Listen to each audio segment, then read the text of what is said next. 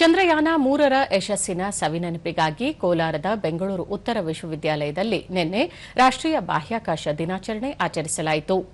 ಈ ವೇಳೆ ಶಾಲಾ ಕಾಲೇಜು ವಿದ್ಯಾರ್ಥಿಗಳಿಗಾಗಿ ವಿಶೇಷ ಬಾಹ್ಯಾಕಾಶ ವಿಜ್ಞಾನ ಪ್ರದರ್ಶನ ಆಯೋಜಿಸಲಾಗಿತ್ತು. ಬೆಂಗಳೂರು ಉತ್ತರ ವಿಶ್ವವಿದ್ಯಾಲಯದ ಕುಲಪತಿ ಡಾ ಬಿಕೆ ರವಿ ಕಾರ್ಯಕ್ರಮಕ್ಕೆ ಚಾಲನೆ ನೀಡಿದರು.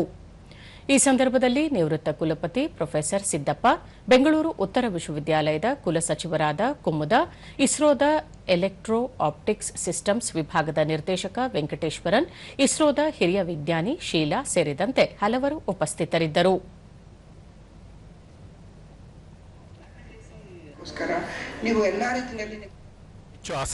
ಬಳಿಕ ದೂರದರ್ಶನದೊಂದಿಗೆ ಡಾ ಬಿಕೆ ರವಿ, ಇಸ್ರೋ ಇಡೀ ವಿಶ್ವದಲ್ಲಿಯೇ ಮನ್ನಣೆ ಪಡೆದಿದೆ. ಇಂತಹ ಕಾರ್ಯಗಳು ಮತ್ತು ವಸ್ತು ಪ್ರದರ್ಶನದಿಂದ ವಿದ್ಯಾರ್ಥಿಗಳಲ್ಲಿ ಕಲಿಕೆಯ ಆಸಕ್ತಿ ಮತ್ತಷ್ಟು ಹೆಚ್ಚಳವಾಗಲಿದೆ ಎಂದರು. ಚಂದ್ರಯಾನ ಇಡೀ ಜಗತ್ತೇ ಭಾರತದತ್ತ ವಿಸ್ಮಯದ ದೃಷ್ಟಿಯಿಂದ ನೋಡಿದಂತಹ ದೊಡ್ಡ ಜಾಗತಿಕ ಸಾಧನೆ ಈ ಚಂದ್ರಯಾನ. ಈ ಎಲ್ಲದರ ಬಗ್ಗೆ ಈ ಕಾರ್ಯಕ್ರಮದ ಜೊತೆಗೆ ಅನೇಕ ವಿಜ್ಞಾನಿಗಳು ಬಂದು ಅನೇಕ ವಿಷಯಗಳನ್ನು ನಮ್ಮ ವಿದ್ಯಾರ್ಥಿ ಮಿತ್ರರಿಗೆ ಮನಮುಟ್ಟುವ ಹಾಗೆ ಅನೇಕ ವಿಷಯಗಳನ್ನು ತಿಳಿಸಿದರು. ವೆಂಕಟೇಶ್ವರನ್, ಉಪಗ್ರಹಗಳ ಬಗ್ಗೆ ಅಧ್ಯಯನ ಮಾಡಲು ವಿದ್ಯಾರ್ಥಿಗಳಿಗೆ ಇದೊಂದು ಸುವರ್ಣಾವಕಾಶ.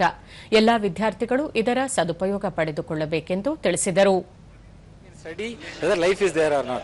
Such experiments can be conducted when we go for interplanetary missions. So this will attract the students and entrepreneurs. Even entrepreneurs also can make new instruments to go forward in this direction.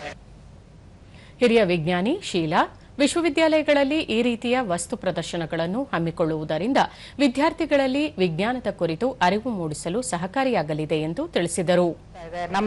ನಮ್ಮ ಕಡೆಯಿಂದ ಏನಾದರೂ ಮಕ್ಕಳಿಗೆ ಈ ಥರ ಒಂದು exposure ಮಾಡೋದ್ರಿಂದ ಅವರಲ್ಲೂ ಒಂದು ನಾವು ಯಾಕೆ ಸೈನ್ಸ್ ತಗೊಂಡು ಸೈನ್ಸ್ ಸ್ಟ್ರೀಮ್ ಕಡೆಗೆ ಒಂದು ಒಲವು ತೋರಿಸಬಾರ್ದು, ಇದು ನಮ್ಮ ಇಚ್ಛೆ.